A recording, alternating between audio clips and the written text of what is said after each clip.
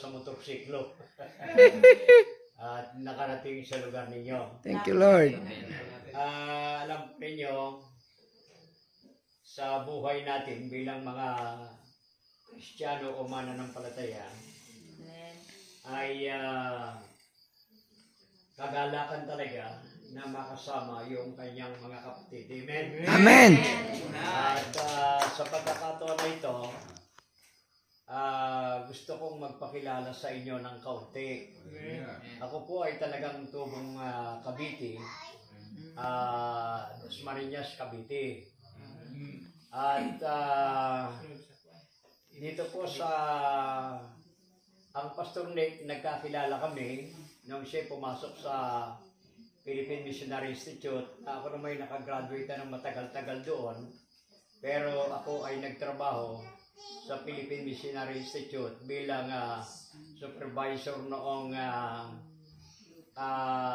tinatawag na Mission Cottage Industries Foundation. Ito yung hinawakan kong trabaho. At ang amin hong trabaho dito ay manufacturer and exporter ng handicrafts. Wow. Actually, hindi naman ako talagang nagtrabaho bilang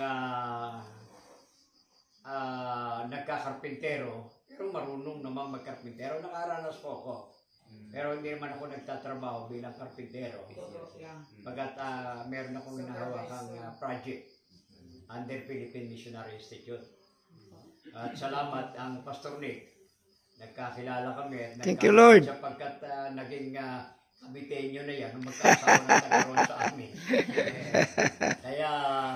Kaya kami ay naging magkalapit. Sabi ko nga sa kanya, dahil sa Paderes ang apelyido mo, ako naman ay Paredes. Ang kahulugan ka ako ng ating apelyido ay isa lang. Amen. Pader. Gold. Pader ang aming God. Ang apelyido. Kaya ka ako, magpisang ka ako tayo. Siya ay taga Quezon.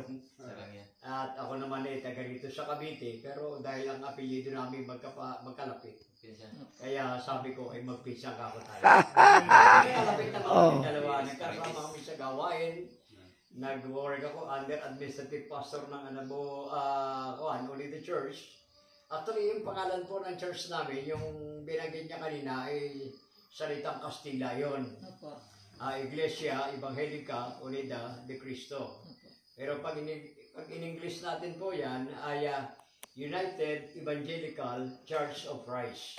Yan ang pangalan nitong church na ito na aming pinaglilingkuran. Sa buhay ng maraming mga misyon or denominasyon dito sa mundo ay ang nangyari ay sa halip na alisin yung lang o yung pader na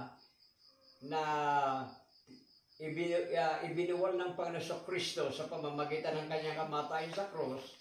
Ang nangyari, yung mga denominasyon o yung mga sekta nito o ng religion, hindi yung pader uli. Yes. Nakita mo rin nyo? Yes. Parang ikaw ay kabilang ka dyan sa misyon na yan, o denominasyon, ako dito, iba tayong dalawa. Pero ano niyo, yung mga isipang yan, dumating sa buhay ng mga Pilipino, gawa ng mga misyonerong dayuhan na nagmula sa iba-ibang bansa. Na yung itinatag nila ng mga magawain din sa Pilipinas, ang gusto nila ay yun ang talagang mag-progress talaga, o lumaki. At ang nangyayari, kung maaari kuhanin pa yung nasa iba. Nakita po ninyo? Ganoon ang naging kalagayan. Pero ang katotohanan, yung tabing na yan ay ibinuwal ng Panginoong Hesus para yung mga tumatawag sa pangalan ng Panginoong Kristo ay maging isa. Amen! Amen? Yes. Ibig sabihin ay ang palatandaan ng mahalagang pagkakilanlan ng iisang pananampalataya, yung mga pananampalataya na kasalig sa turo ng banal na kasulatan. Amen.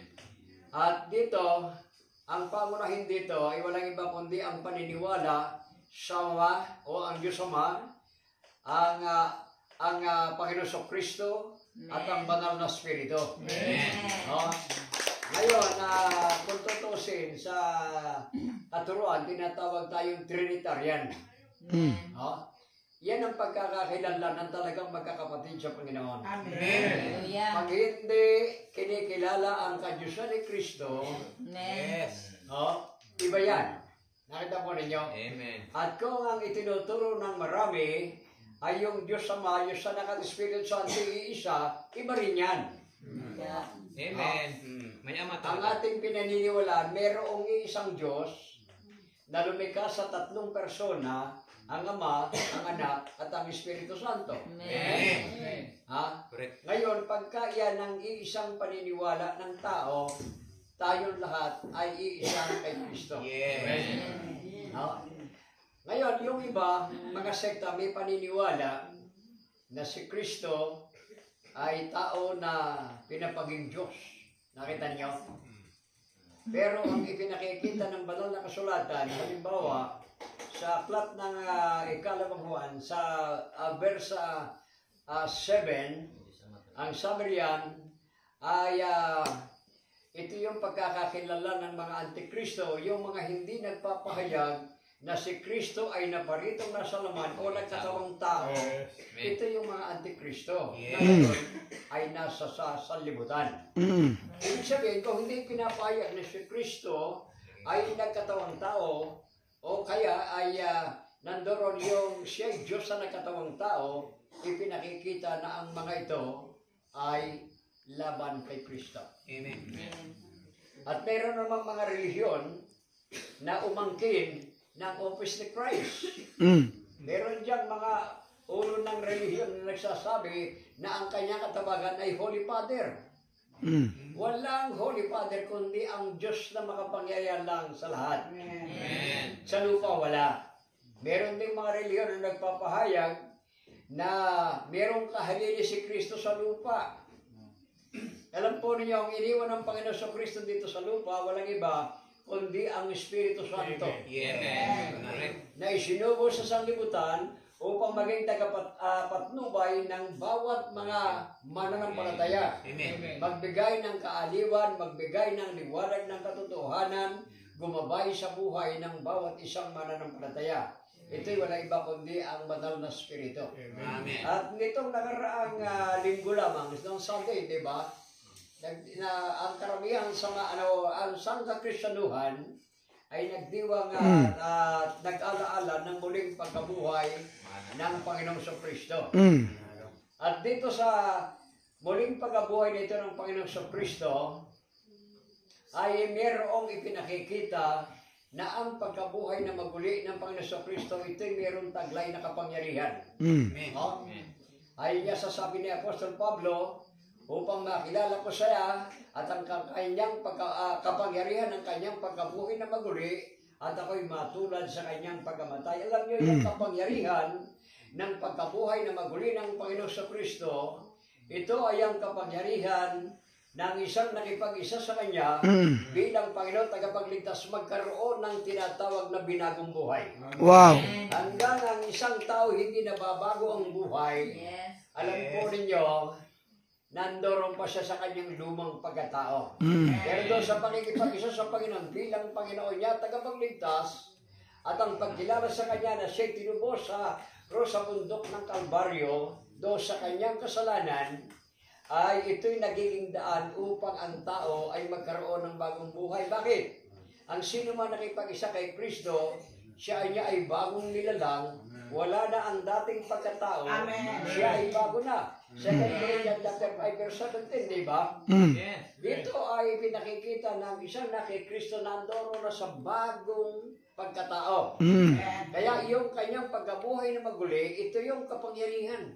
Amen. Na ibibigay sa atin yung kapangyarihan tayo mamuhay sa bagong paraan ng pamumuhay. Ang pangalawa na ating pwedeng panghawakan sa muling pagkabuhay ng Panginoong Kristo ay walang iba kung hindi ang pagkakaroon natin ng kapangyarihan upang pagtagumpayan ang anumang gawa ng diablo o ng kaaway